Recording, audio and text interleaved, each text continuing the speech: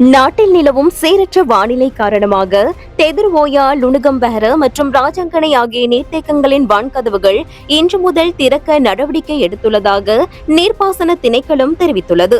இன்று காலை திணைக்களம் விடுத்துள்ள அறிக்கையில் தெதுர்வோயா நீர்த்தேக்கத்தின் 4 வான்கதவுகள் தலா 3 அடி வீதம் திறக்கப்பட்டுள்ளதாக குறிப்பிடப்பட்டுள்ளது. இதன் மூலம் வினாடிக்கு 8400 கன அடி நீர் தெதுர்வோயாவிலிருந்து திறந்துவிடப்படுகிறது. அதேபோல் லுணுகம்பெஹர நீர்த்தேக்கத்தின் 6 வான்கதவுகளும் திறக்கப்பட்டுள்ளன.